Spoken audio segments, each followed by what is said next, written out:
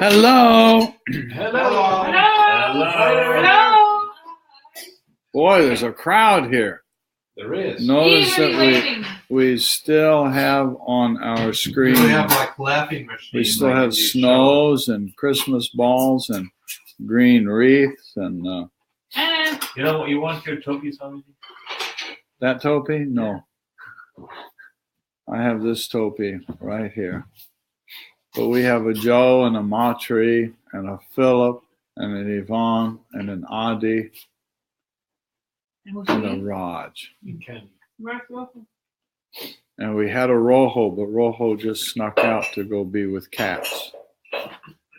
She wants to dash down to be with cats and her new Wi-Fi that she has in her house, so she can go there and listen to us from there. And so, and Nilesh is here with us. Hello, Nilesh.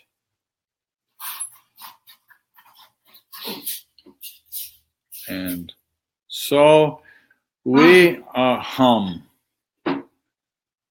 continue with the journey of the Tripura Rahasya. Yay! You want to know the secret? A fun, yes.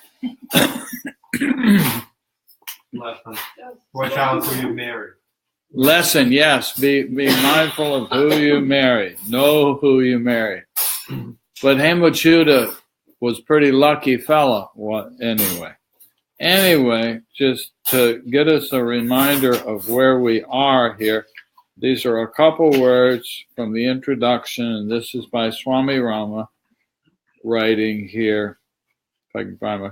A great yogi does not belong to any caste, creed, sex, or ethnic group because he has already transcended all such superficial limitations.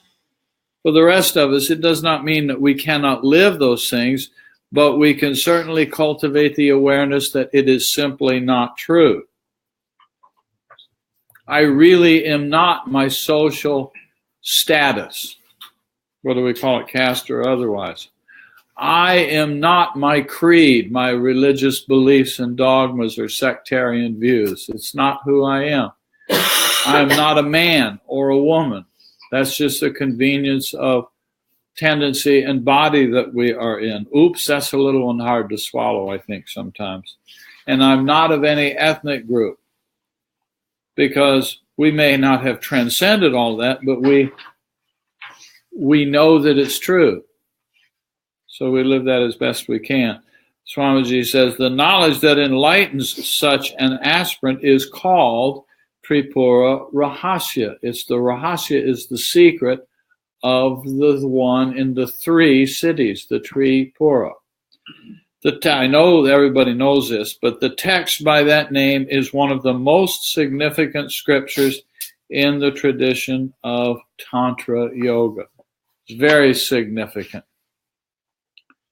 And of course, in the main story, it's a storybook.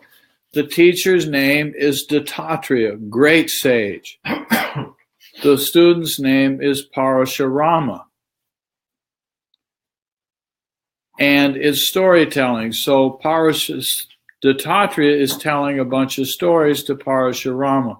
The major story that he's been telling here for several chapters is the story of the prince, son of the king in the local kingdom, wherever that is. And Hemachyuta, the prince, was traveling out in the forest area, and he found this beautiful, beautiful, gorgeous young woman out in the forest. And of course, he fell in lust with her, or love. He fell in lust with her and took her home and got the king to approve the wedding, and her man, father, caretaker, whoever it was, approved, and they got married. And then Hemachyuta, the prince, made this discovery. His wife, his new wife, who was now, I guess, the princess. You're a princess if you marry the prince, right? I guess that's how that works. Right? Huh? Not always. You have to be from a... Well, whatever. Anyway, There's a joke just coming out. there's a Someone joke. else is Raj is just trying to work up a joke here, but No, you have to be from a royal family to be a princess, because Myrtle is not going to be a princess. yeah. Well, okay. Whoever she was, she's pretty cool, and so Hemachyuta, the prince, makes this discovery that his wife, who did not come from money, is supposed to be impressed by all the riches in the kingdom and all this, and she was not. And she was not terribly impressed by his romantic advances either. So should probably start laughing too. In my fantasy of this, she's sort of laughing. I think it's a great story. I think she's kind of laughing at him, this silly man. And so Hemachyuta, the prince, it knows he's got this poor girl that just doesn't understand the ways of the world. And so he's going to teach her how to enjoy the worldly pleasures. And that didn't work very well. And meanwhile, in parts of the story, she's just fishing him. She's reining him in. He's getting caught.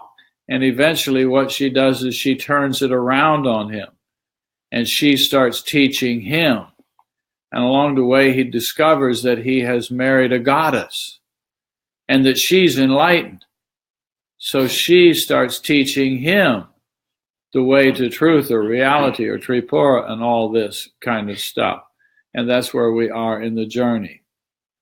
And the last section of it, she was teaching him about confidence and certainty in faith. Not blind faith in the sense of a religious faith, but faith in the certainty of Tripura. And poor Hemachyuta, he will gain some insight. This is probably familiar to all of us. He will gain some insight, and there's Rojo, and it's like he's gotten enlightened. And one of the things, everybody in the kingdom started to get a degree of enlightenment. Even the birds were enlightened. But poor Hemachyuta keeps having doubts. So he raises the questions to Hemaleka, his wife, and she explains things to him. And this is where we are in the story. He's seen a lot. He knows a lot. The journey should be done for him, but he keeps having doubts. And so here we go into section number 7, which is titled here, Contemplation and Different Methods of Worship. Remember, Hemaleka is the wife. She's cool. At the request of her husband, Hemaleka, who knew the mystery of the universe, continued explaining. Oh, beloved, now just picture this. You know, the wife is now, she's a goddess, and she's explaining the nature of reality. And over there's Candy on the couch with Philip.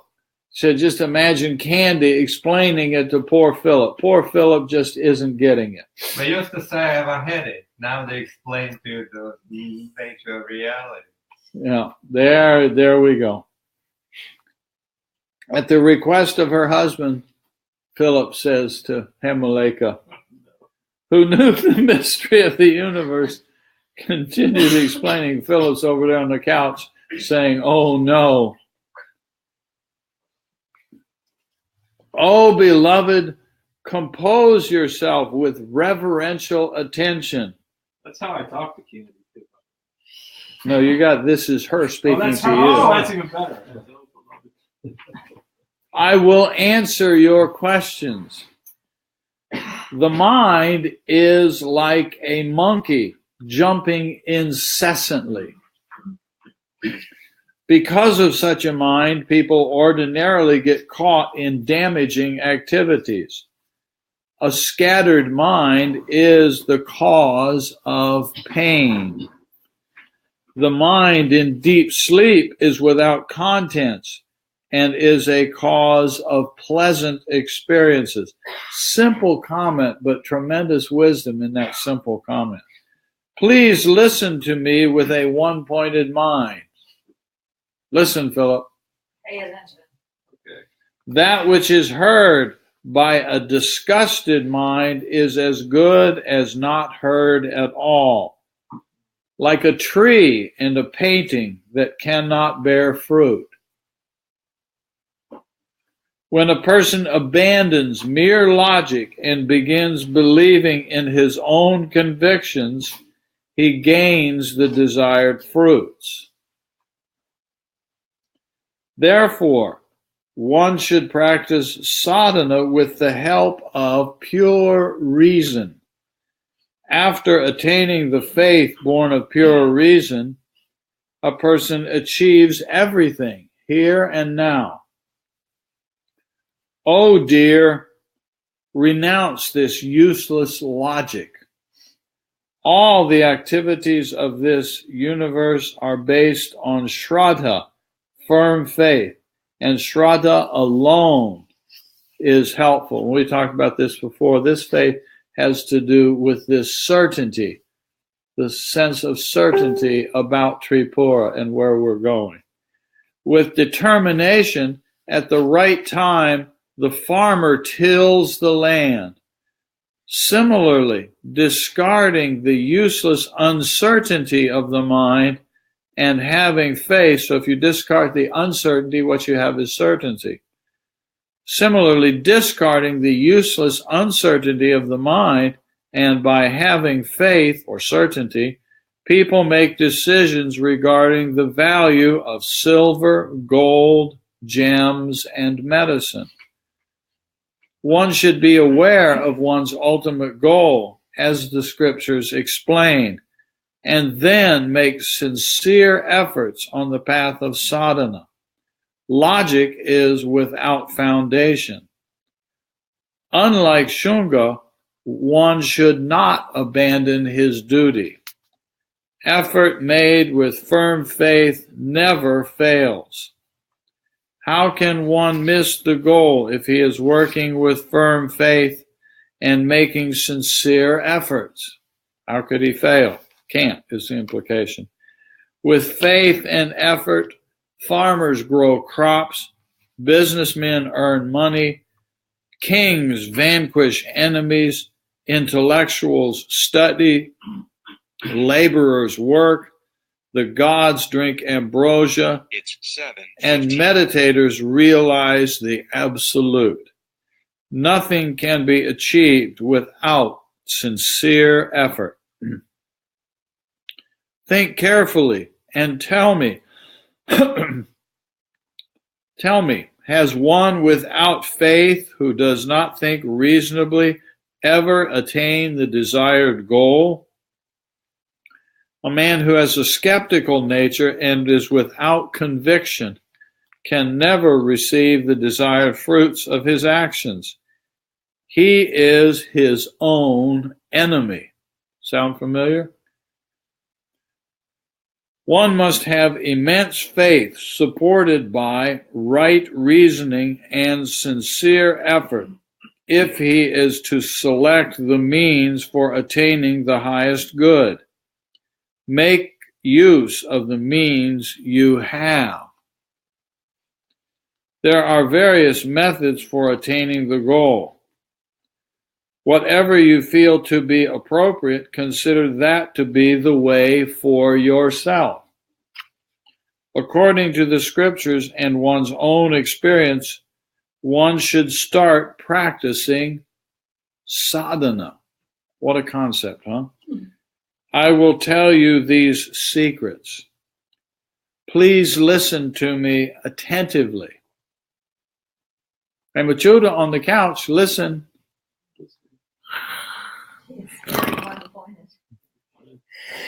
That which removes sorrows should be considered the highest good.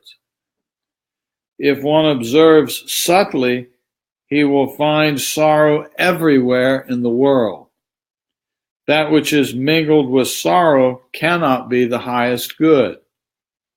Wealth, son, wife, kingdom, treasure, strength, fame, worldly knowledge, intellect, and physical beauty are all impermanent. All these objects are deadly, as if located in the mouth of a poisonous snake. Wow. Pretty graphic. That's pretty graphic. Because of attachment to wealth and other objects of the world, there is delusion. Delusion arises out of attachment. Attachment leads to misery. The highest good is not born out of the delusion arising from wealth and other worldly objects. Maheshvara is the cause of the universe, but because of attachment, people are not aware of that.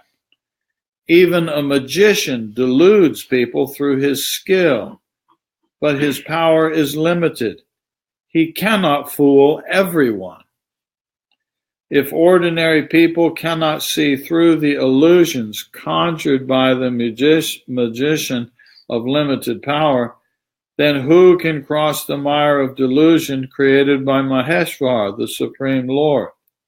If ordinary people cannot see the magician, then what's the hope for anybody? One who knows how to be free from illusion gets freedom from it. He can lead a perfectly healthy life and thus obtain all the joys. But that knowledge through which joy is obtained is not possible without grace. Without the grace of Maheshvara, how can the mire of delusion be crossed? Therefore, his grace is most essential. After being blessed by him and attaining Mahavidya, the great knowledge, supreme knowledge, through his grace one can cross the mire of delusion. Advanced techniques of pranayama and other yogic practices are described in the scriptures as a means for attaining supreme knowledge. But without the grace of Maheshvara, they cannot lead to the final goal. Therefore, one should gain the profound knowledge of the Absolute. This knowledge enables yogic sadhana to remove delusion.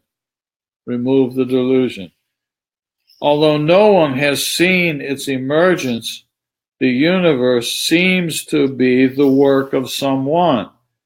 It is made of parts, and some intelligence must have brought it into existence. The origin of this universe is deep and profound, and saying that an intelligence brought it into existence does not mean that there is an intelligent being somewhere else other than here. That's a cultural overlay of the countries where we were raised. It doesn't have to mean that. That's not what's being talked about here. The origin of this universe is deep and profound. Therefore, it is subject to investigation with the help of a purified mind and the sayings of the Holy Scriptures. With the help of these, one knows that the cause of the universe is not comparable to anything else.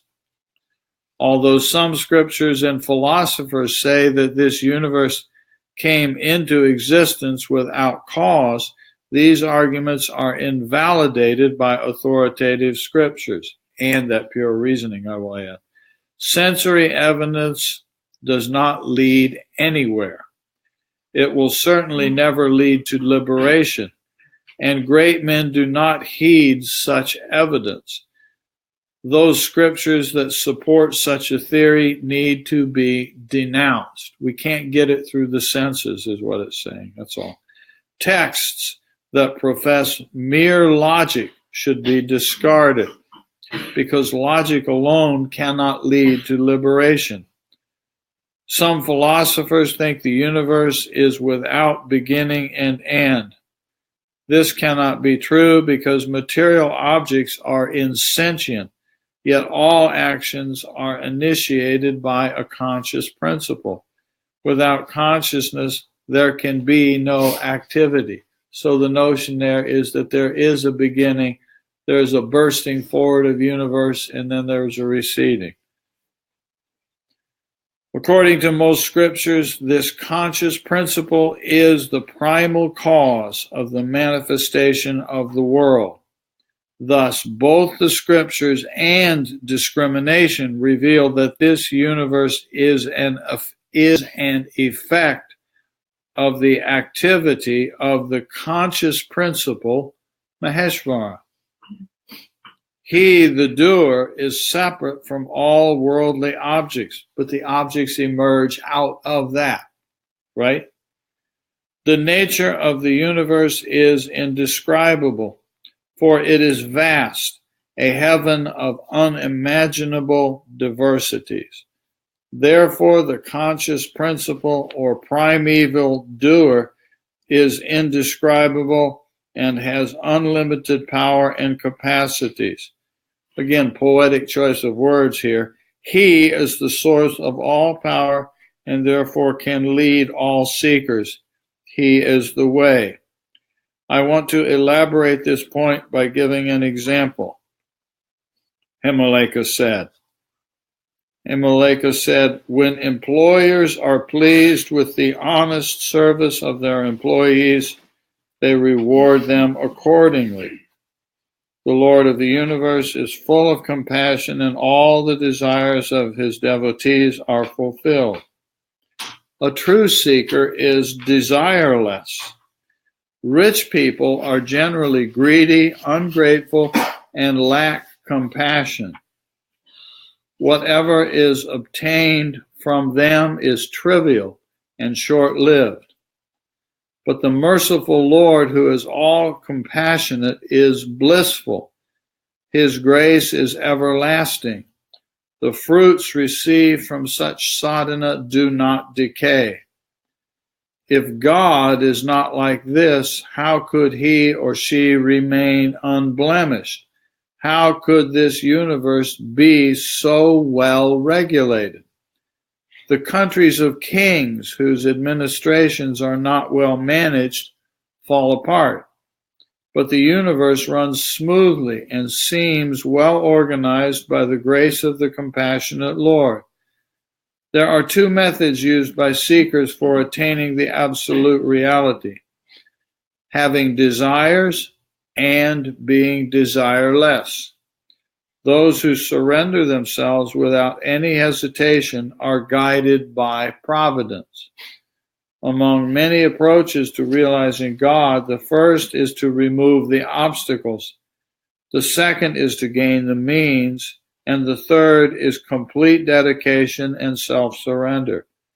Self-surrender is the surest of all methods. People of the world worship God to fulfill their desires. As a result, their mundane desires are fulfilled. However, the worship should be sattvic.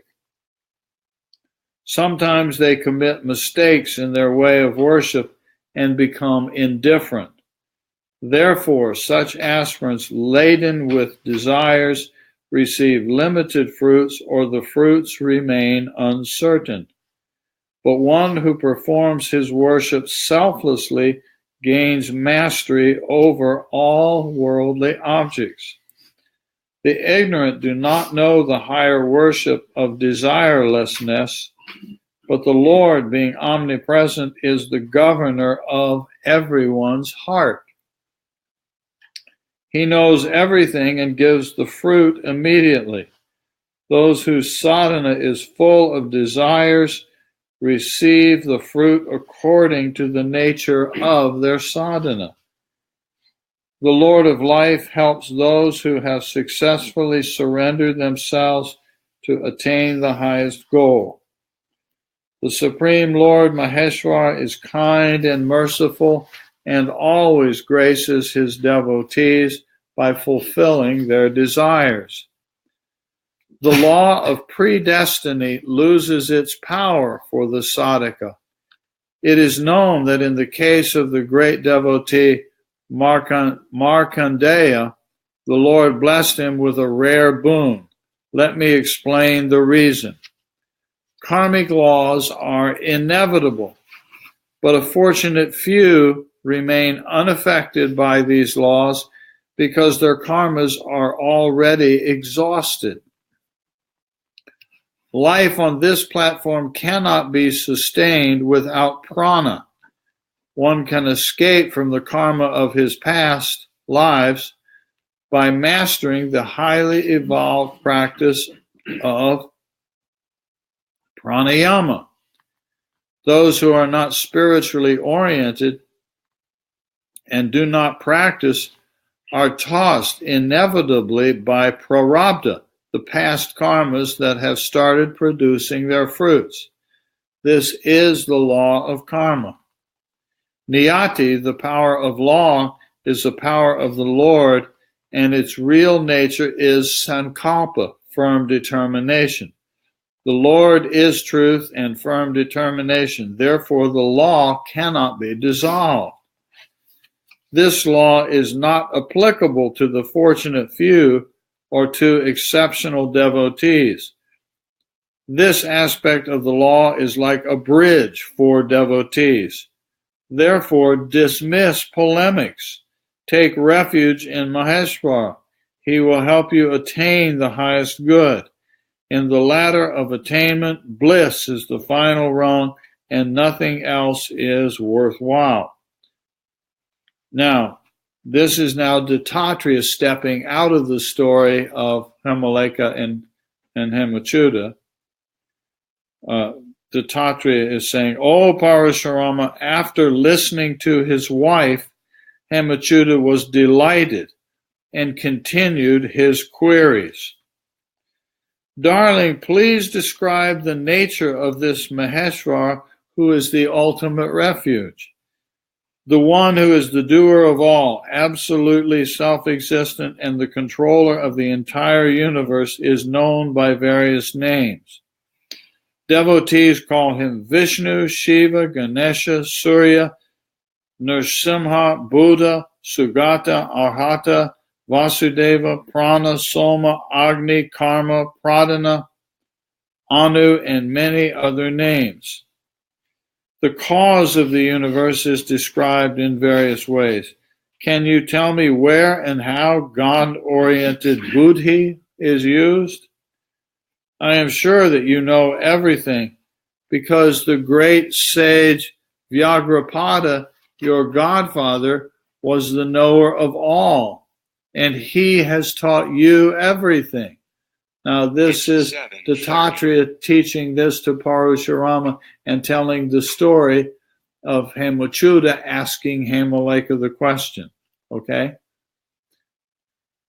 That is why, being a woman, you have profound knowledge. Darling, you are as sweet as nectar. Practice that, Philip. You are as sweet as nectar, and your teachings are helpful. Tell me the secrets, for I am a devotee. After being asked by her husband, Hemaleka happily said, Lord, listen, I will explain about God. Here it comes, Philip. The one from whom the world springs, who is responsible for the manifestation of the world, responsible for the manifestation of the world, and where it rests in the end is God. The same is called Shiva, Brahma, Surya, and Chandra. So there's this infinite potential, and it appears to take the form of a creator and then manifests outward. That's the storyline. So it's still the one absolute non-dual reality. It's not that the final highest reality is we are here and we're idiots and there's a man in the sky that somehow he's doing this. The idea is that there's this unmanifest, 100% absolute total reality, pure potential. But then that turns into a potency which itself can manifest. Because there is diversity out here. And so this is a suggestion of how this works. Listen attentively. Wait a minute. The same is called Shiva, Brahma, Surya, and Chandra. In all names and forms, God alone is seen. He is beyond forms and the names of Shiva, Vishnu, and Brahma. So beyond those forms. Listen attentively. Now I reveal a great secret. Shaivites consider the five-faced and three-eyed Shiva to be the creator of the universe. Pay attention. I will tell you. If the primal cause of the universe has five faces and three eyes, then that being which has a form is subject to change, death, and decay. Mind functions in dreams without the help of a physical body to express its dormant desires. This indicates that a body is an instrument of the individual's soul. Human beings need instruments to express themselves because of their limitations, whereas the creator of the universe, being perfect in itself, does not need any aid. This means that God is not any particular person. It's a very subtle line of reasoning to follow there. Only God, the oneness, is sovereign and without the aid of any other has manifested the world. Note, manifested, not created. Therefore, it is concluded that God is never embodied in any form. Otherwise, he would depend on some sort of instrument in order to create the world. The universe was never created, but was manifested. All these forms of the world have been manifested by him, yet he is beyond all names and forms. I'll read that again. The universe was never created, but was manifested. All these forms of the world have been manifested by him, and yet he is beyond all names and forms, including beyond the name and form of even being a he. God, being omnipotent, omnipresent, and omniscient, is the sovereign power without a second. God cannot be perceived. He projects the universe. Now note here that what we're seeing here in our common modern language vernacular is two different usages of this word God. What we commonly hear in common usage in our world is of the God that is considered a being. This word God is referencing to a being that has all these characteristics, etc. What we're reading right here is another notion of a way to view exactly the same word. Why do we use the same word? Because it's common to our culture. Our culture uses this word. And this usage of that word in this translation is coming from the place of the secret of Tripura, is without form. God, being omnipotent, omnipresent, and omniscient, is a sovereign power without a second. There is no other. There's only the infinity. There's not any second. God cannot be perceived. He, she, or it projects the universe or manifests it. The ignorant remain confused about formless absolute reality. The ignorant remain confused about formless absolute reality. In their ecstasy, they visualize the Supreme in different forms.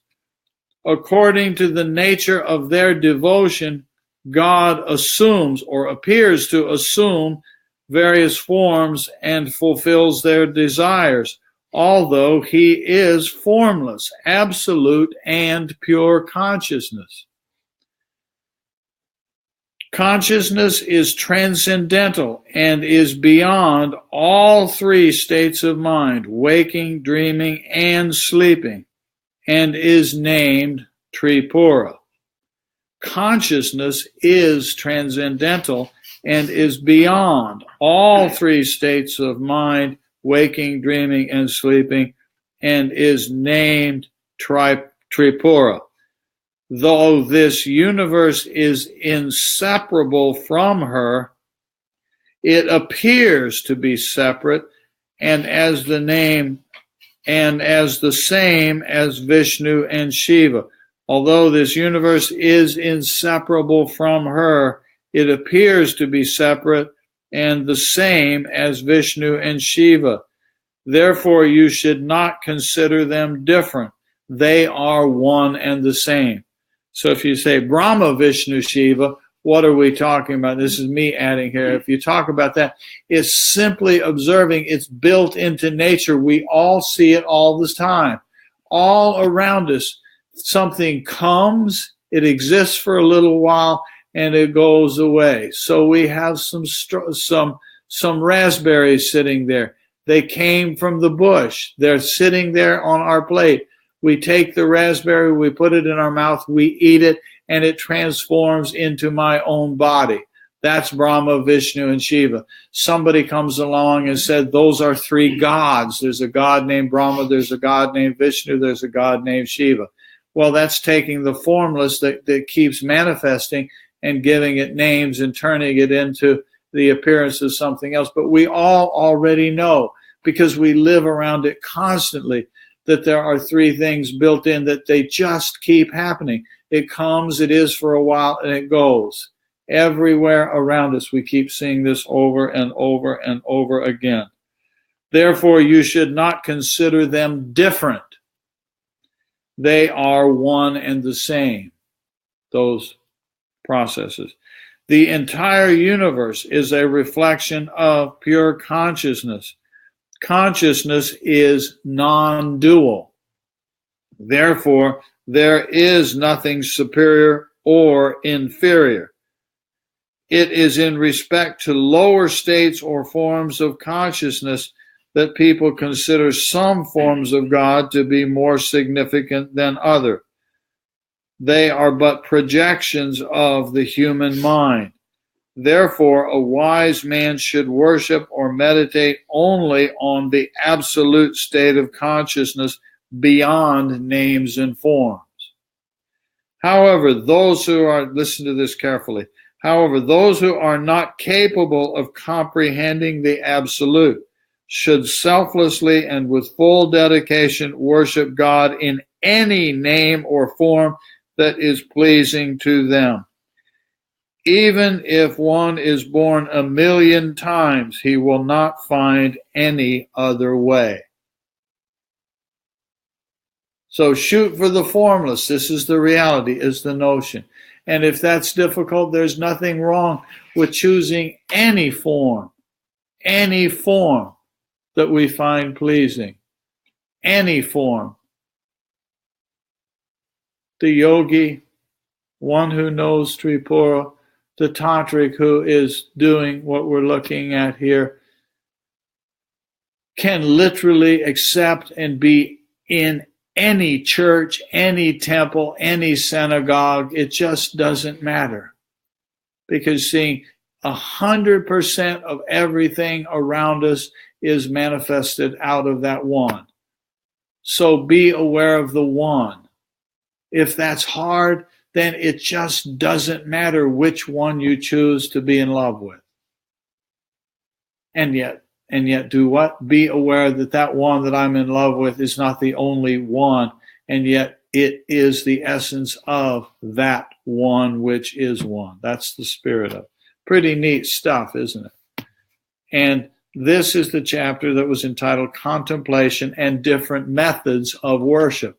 Sounds like we're going to get a whole list of a whole bunch of different methods, like we're going to go through the lists of all the world religions and talk about how to do them.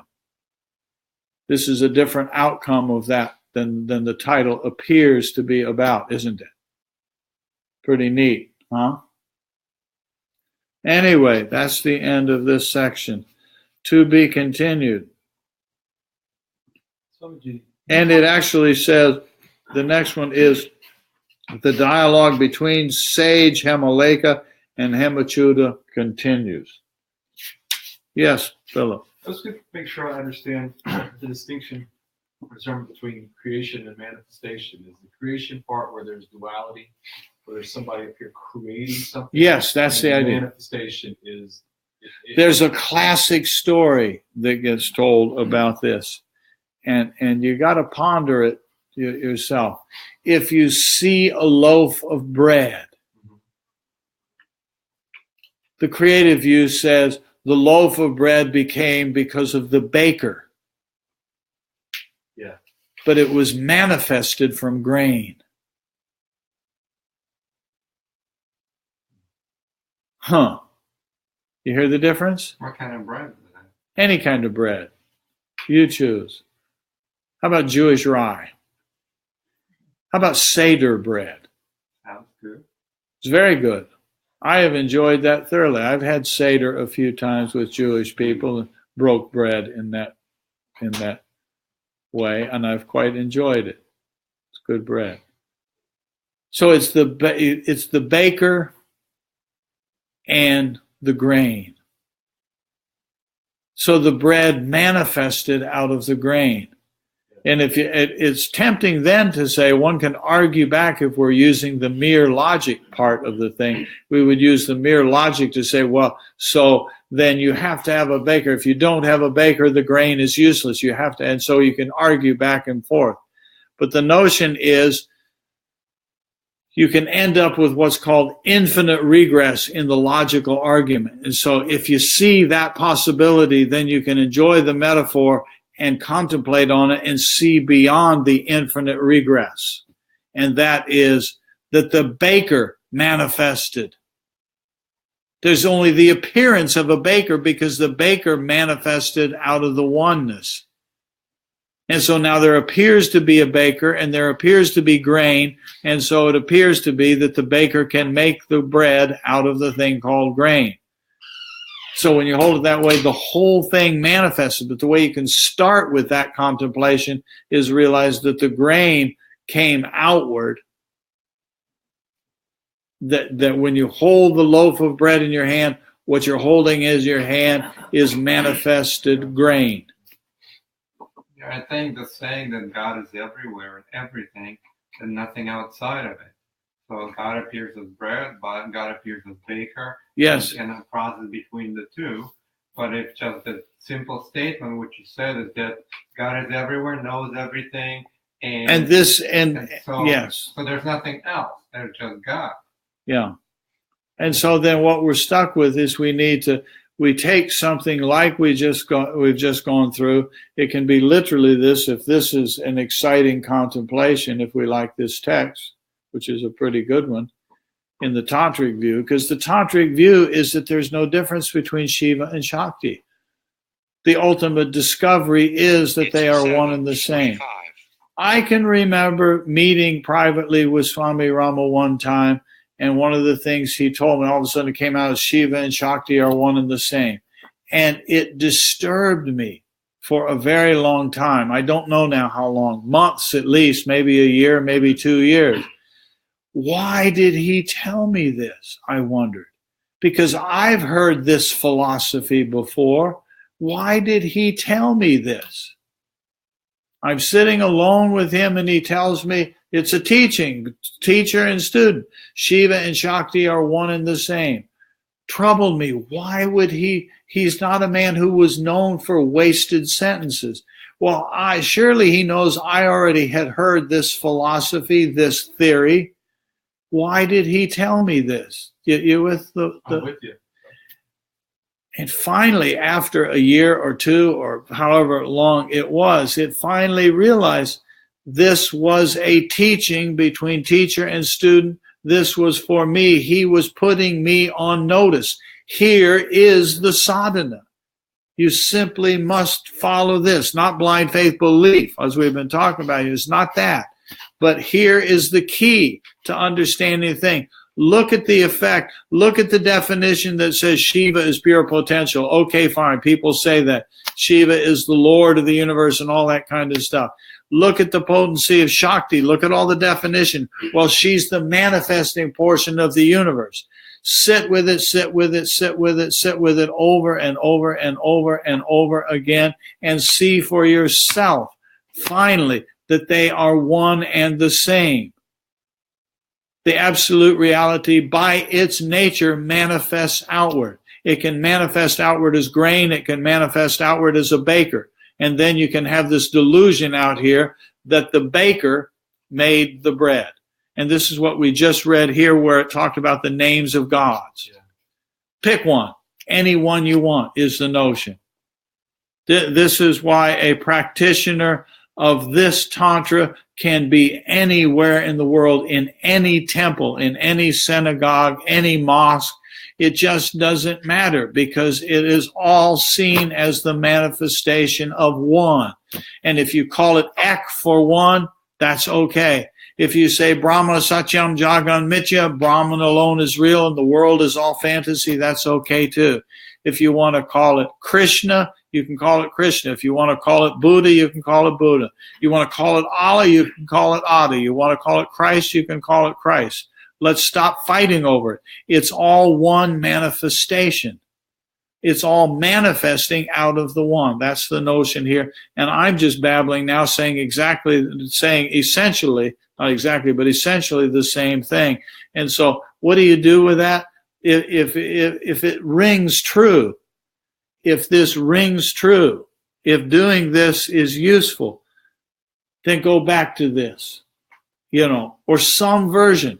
You can read any of the books of any of the traditions of humanity. And if we're holding this notion of manifestation, rather than the idea that there's an infinite being there, an eternal infinite being, and that he, ex nihilo, out of nothing, did this and just manufactured a loaf of bread out of nothing, then you can't get this. But when we understand this principle, you can look at any of the books. One of my favorite, it turned out, wasn't always true, but one of my favorite books on yoga is Genesis, the first book of the Western Bible, acknowledged by all three Abrahamic religions as being significant. And the storyline is a beautiful, beautiful storyline about manifesting. Look at the first verse of the book of Genesis. It's translated generally in English, in the beginning, God created heaven and earth. When you trace it back to the Hebrew that it came from, you come to the conclusion, as a yogi, you come to the conclusion, I think the English translation created is a little bit off. It ought to be manifested. And our understanding of the word God, in the beginning, God created heaven and earth. In the beginning, the baker baked the loaf of bread. You see it a little different way. You realize, wait a minute, God is not that bearded man on the ceiling of the Sistine Chapel. That's a misunderstanding of the word God, or it's an alternative view. It's one of the two major views of what the word God is referring to.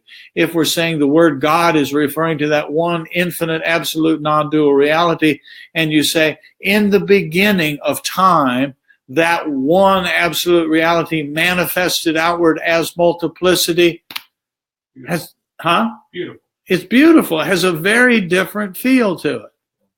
And so this is just me speaking, saying if we understand the concept of what we were just looking at here, if we have some understanding of that concept, then we can see that story being told over and over and over and over again in human cultures. Human cultures, some wise people have come along over and over again, and they've told different mythologies, different characters of essentially the same story, teaching the people at that time about how all this works. And this Tripura Rahasya is a version of that story that is absolutely beautiful. This notion of this Samaya, this Sri Vidya, this Tripura Shakti, this Tripura Tantra is not said, as far as I know, as a creed, as a dogma. It's not being said in that kind of way. We've got the answer and everybody else, it's not saying that. It's a version, it is a version of that storyline that is absolutely beautiful. So we get to say, if we choose, okay, this is working for me, and I'm going to use this, and I'm going to review this, and I'm going to contemplate on it. And the storyline, remember, is teacher Dattatreya trying to teach the student Parashurama. he's trying to communicate all this stuff with him. And we are this far into the story. We're approximately a third of the way through this story of what we went through this time. And this, in this story, Dattatreya is telling a story to Parashurama about Hemaleka teaching Hemachyuta. Right? Remember, we just went through a story within a story. And that's kind of neat. My first time or two through this thing, I was really getting confused by who are all these characters. Now, once I finally understood, I thought, well, it's kind of obvious. In one of the chapters, a couple chapters back, Hemaleka was telling a story about two other characters. And so there was teachings being given in that story, which is a story contained within the story of Hemaleka teaching Hemachyuta, which was a story contained within the story of Dattatreya teaching Parashurama. And it's kind of dizzying the first few times. And we're talking about it. Huh? And we're talking about it. And we're talking about it. And we're talking about it. But gradually we say, well, I can follow this. I can. That's why we go through this. I'll pause just the way I just did there, because all of a sudden it shifted back to Parashurama said, or, remember there? And so I paused and slowed down there to make sure I pointed out to you, look, we're shifting gears here. We're going back to the main story. We're leaving Hemaleka and Hemachyuta just for a moment, going back to Dattatreya and Parashurama. So we hang out with this stuff. And remember, this teaching that Hemaleka just gave to Hemachyuta through the voice of Dattatreya teaching Parashurama, that's after dragging us through a lot of other stories where the dude was already supposedly enlightened. And in the kingdom where they lived, even the birds were enlightened, and they were all chanting the names of God and all this. Everybody was enlightened. And then there was a breach. And there was a breach. He still had doubts. And this is the nature of our human condition. We have a day, a meditation where, boy, today's meditation was just beautiful. And it's like I understood all is one. Everything is beautiful. And that was a week ago. And today life sucks again and I'm confused one more time. How the hell did this happen? Well, storyline is, guess what? That's the nature of the human condition.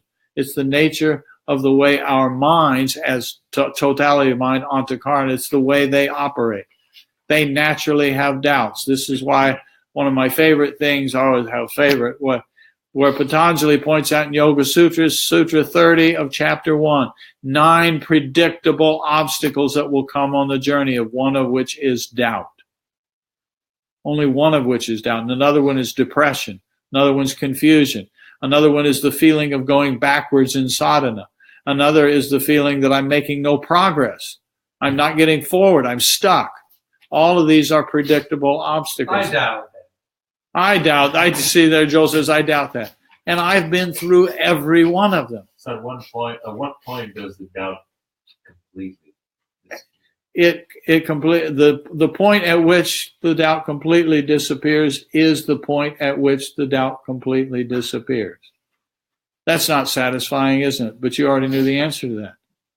It has to do with this certainty word that was being used, that goes along with the opposite of uncertainty, and for lack of a better word, we call it faith in our language. But it's Shraddha. It's the meaning of Shraddha. That's why we have to talk about it. Because that usage, the English word faith, does not mean the faith that we are traditionally accustomed to think about, a blind faith, whether it's blind faith in the being called Jesus or blind faith in the man in the chariot called Krishna. Krishna is taking care of me. The man called Buddha is looking over my life. It's not that it's not that faith. It's that certainty. Faith built from direct experience. Yes, all from direct experience. And that Shraddha was a leading principle when you hit those obstacles that you always said you just kept picking yourself back up. Yeah, it's this certainty that you don't, and this is one of the core principles that's presented by Patanjali. It was the last chapter before this one that we just went through, was a teaching to Hemachyuta on faith, on Shraddha. And so in terms of what we just went through today, I was trying to say that, look, there's a lot of storytelling that went into this so that we could hit this crescendo that we just did of saying like this. Absolute should, however, those who are not capable of comprehending the absolute should selflessly and full dedication worship God in any form find pleasing them, even if one of the more than a million times will not find another way. A wise man should worship and meditate only on the absolute state of consciousness beyond names and forms. That is the meaning of the silence after Om. That's why I keep saying that. It's just a cute, fun, playful way that when we're ending a satsang, I say, remember, find the silence after the Om. It's just a fun, playful way to say that. And so then when we come to a moment like this, I get to say, that's what that's talking about. That is what that's talking about, the silence after the Om. And that's just a cutesy way of being a pointer and saying that's what we're trying to do.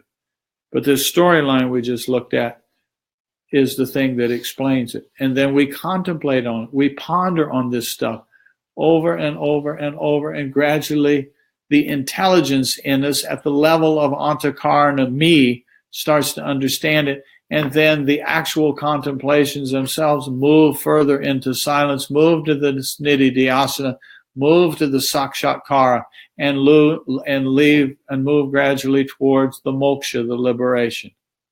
Or kaivalya, pick your word for liberation. Turiya sounds good. Turiya sounds good. That's the silence after the Om. Vaishvanara, Tejasa, Prajna, Turiya. And it sounds just like words. Okay, I studied that philosophy. I can take the exam in my university class, and on the multiple choice exam, the name of the absolute reality is Vaishvanara, Tejasa, Prajna, Turiya. D, Turiya, I'm going to choose D. I'm going to get an A on the course. Well, we can memorize the data, but it's meaningless until we play with it. So there we go. All righty. Hi, Joe Moreau. We have two Joes. Now we have a Joe here and we have a Joe there. Your brother Joe in Melbourne is here with us, Joe. The upside down. The upside down Joe.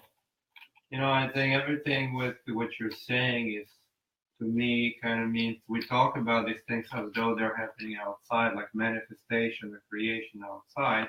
But if I look at it personally, then it's not like what's going on with, am I creating these thoughts in my mind, or something, whatever my true nature is kind of manifesting it. Yeah, the whole thing is manifesting. So it manifested a Joe.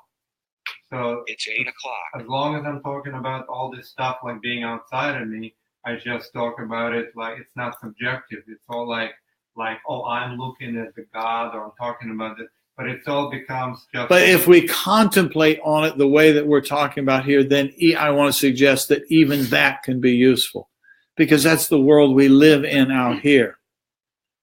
And so how do we go about reconciling these quiet moments like this with the craziness of the world and people and stuff and cars and objects and stuff? You do it by contemplating on the nature of cars and objects and other people, which is what you're saying. I'm putting words in your mouth, but I mean, it is sort of what you're saying. It's a diversion. You cannot worship absolute out there. Yeah, except we live out there. And so let us do that. Let us try to not worship out there, but let us see everything around us manifested out of something else. Everything, the chair you're sitting of is predominantly made of wood.